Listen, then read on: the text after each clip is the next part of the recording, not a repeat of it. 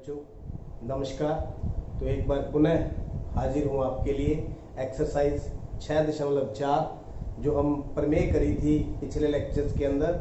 समरूप त्रिभुजों के क्षेत्रफल का अनुपात उनकी भुजाओं के वर्गों के अनुपात के बराबर होता है, उससे संबंधित ये समस्या है। मान लीजिए त्रिभुज ABC DEF समरूप है। तो त्रिभुज ये है ABC ABC और ये कोई त्रिभुज है DEF। क्या दिया है?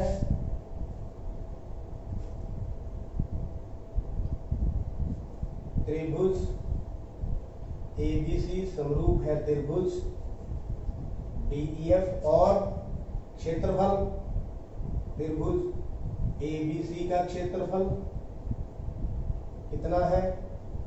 64 सेंटीमीटर स्क्वायर।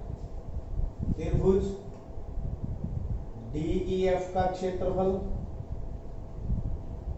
कितना है? 121 सेंटीमीटर स्क्वायर। और EF बराबर में 15.4 सेंटीमीटर।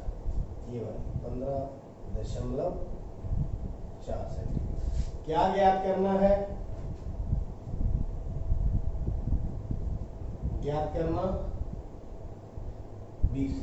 ज्ञात क्या करना है? BC। आइए देखते हैं। आपको पता है जो त्रिभुज ABC है किसके समरूप है? त्रिभुज DEF की हल। तो ये दोनों अगर समरूप है तो क्षेत्रफल प्रमेय के द्वारा क्या होता है? ABC त्रिभुज का क्षेत्रफल बटा में त्रिभुज DEF का क्षेत्रफल किसके बराबर? इनकी संगत भुजाओं के वर्गों के बराबर होता है। तो यहां हम संगत भुजा BC और EF ले रहे हैं क्योंकि BC हमने निकालनी है। तो BC बटा EF का स्क्वायर। तो क्षेत्रफल प्रमेय द्वारा क्षेत्रफल प्रमेय द्वारा तो यहां हम वैल्यू पुट कर देंगे। ABC का क्षेत्रफल कितना है? 64 और DEF का 121। BC हमें निकालनी है और EF हमें दी हुई है 15.4 का स्क्वायर। अब इसको भी स्क्वायर बना ले। स्क्वायर से स्क्वायर काट देंगे। ये 8 का स्क्वायर है और ये 11 का स्क्वायर है। तो BC बटा 15.4 सारे का स्क्वायर। तो स्क्वायर से स्क्वायर कैंसिल कर दिया। तो क्या बच गया? 8 बटा 11 बराबर BC बटा 15.4।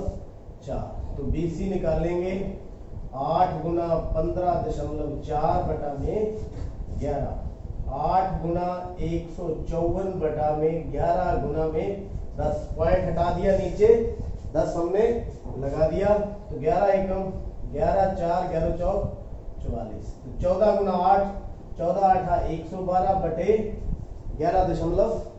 112 बटे 10। तो पॉइंट हटा दें कि दशमलव लगा दें, 10 हटा दें 11.2 सेंटीमीटर। तो BC हमारे पास कितनी आ गई? 11.2 सेंटीमीटर। उम्मीद करता हूं ये आपको समझ आ चुका है। सेकंड क्वेश्चन, ये भी क्षेत्रफल प्रमेय से संबंधित है। क्या दिया है? एक समलंब ABCD। तो ये अपन समलंब बना लेते हैं। एक ABCD और इसके विकर्ण O पर प्रतिच्छेद करते हैं, जिसके विकर्ण O पर प्रतिच्छेद करते हैं। और इसके अंदर ए बी है वो किसके समानांतर है? सी डी के समानांतर है। तो ज्ञात क्या करना है? ज्ञात करना क्या निकालना है? त्रिभुज एओबी का क्षेत्रफल बटा में त्रिभुज सीओडी का क्षेत्रफल, मतलब इन दोनों त्रिभुजों का अनुपात ज्ञात करना है, एओबी और सीओडी का। तो क्या करें, सबसे पहले इनको अपन समरूप सिद्ध करते हैं, फिर हम क्षेत्रफल वाली थ्योरम लगा देंगे। तो हल करते हैं। तो त्रिभुज एओबी तथा त्रिभुज सीओडी में एक तो देखिए कोण जो है एओबी किसके बराबर हो गया? कोण सीओडी। क्यों? शीर्षाभिमुख कोण। कौन सा कोण बन गया? शीर्षाभिमुख कोण। एक ये दोनों समानांतर है तो ये एकांतर कोण लिख दें, ओ ए बी बराबर में ओ सी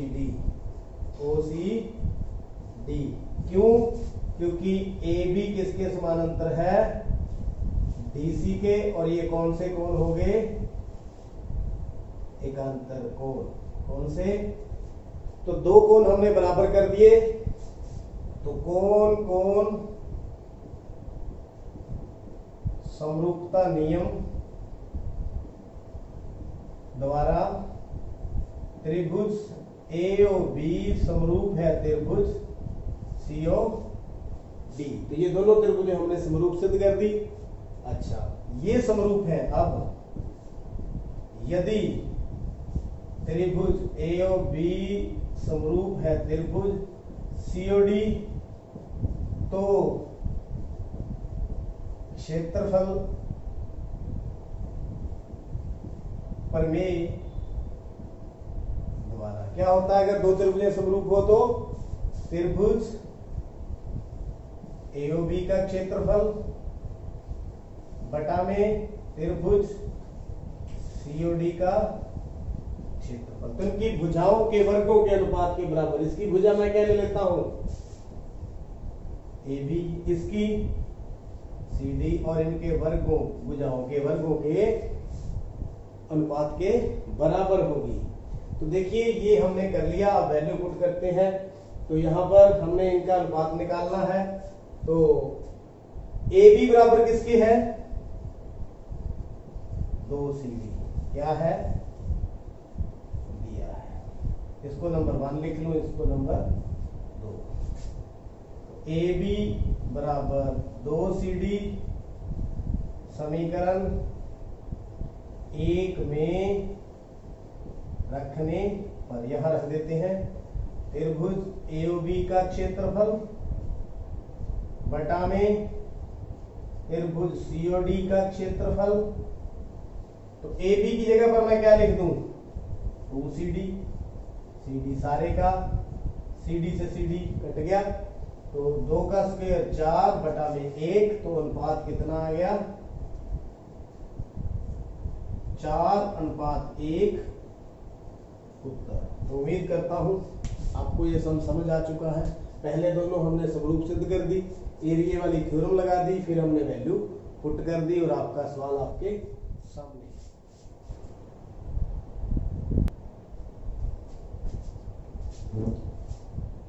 क्वेश्चन नंबर 3 आकृति में दिया है।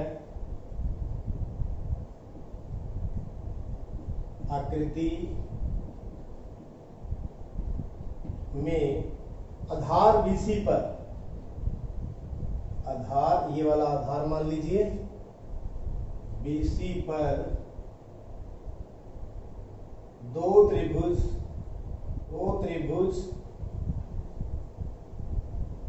ABC तथा DBC बने हुए हैं।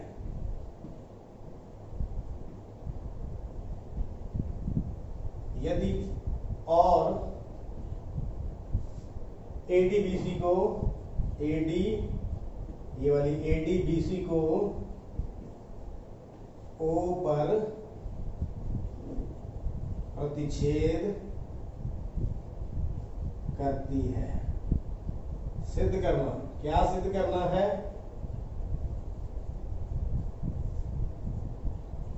त्रिभुज ABC का क्षेत्रफल बटा में त्रिभुज DBC का क्षेत्रफल बराबर में AO बटा में DO। ये हमने सिद्ध करना है। इस सवाल को करने के लिए, क्योंकि हमारे पास ये आधार है, इनके ऊपर लंब जरूरी है, क्योंकि फॉर्मूला होता है 1/2 गुना आधार गुना में लंब। तो बेस कैंसिल हो जाएगा, बाकी हम एडजस्टमेंट करके अभी इसको निकाल देंगे। तो कंस्ट्रक्शन कैसे करेंगे?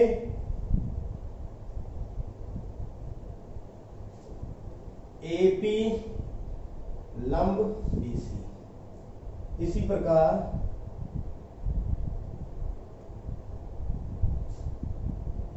DQ लंब BC खींचे। अब जरा करते हैं हल। प्रमाण, त्रिभुज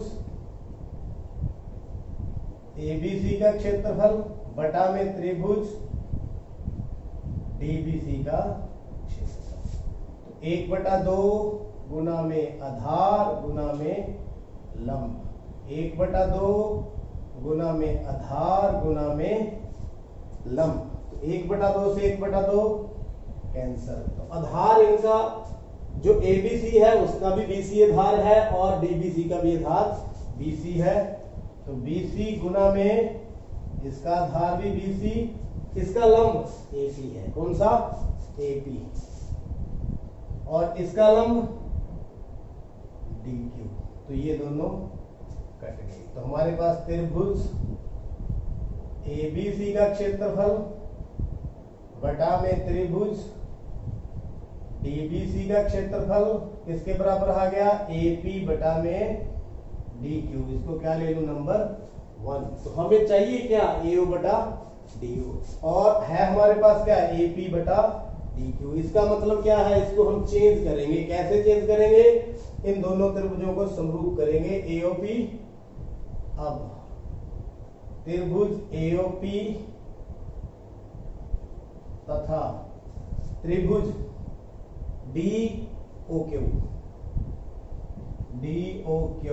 में, अब इसको समरूप कैसे करेंगे? देखिए, एक तो 90 है ही, P बराबर में Q बराबर में 90, ये हमने रचना करी है, लंब गिराए हैं, रचना करी है।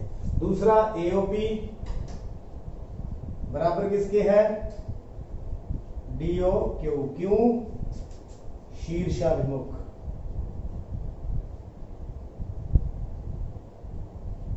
ये देखो दोनों क्रॉस हो रहे हैं, तो ये दोनों क्या बन गए? शीर्षाभिमुख कोण। तो कौन कौन समरूपता?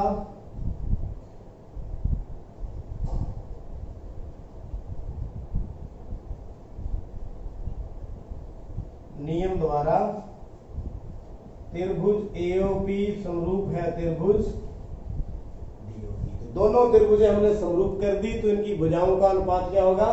बराबर होगा। तो इसकी भुजा AO ले लेते हैं, इसकी DO, AO बटा में DO, इसकी ले लेते हैं AP, इसकी DQ, AP DQ, CP SD। Number क्या लिख दूं? 2। तो समीकरण 2 से हम यहां पर वैल्यू पुट कर देंगे। ये देखो, समीकरण 1 में मान भरने पर, तो त्रिभुज ABC का क्षेत्रफल बटा में त्रिभुज DBC का क्षेत्रफल, तो ये देखिए AP बटा DQ किसके बराबर है?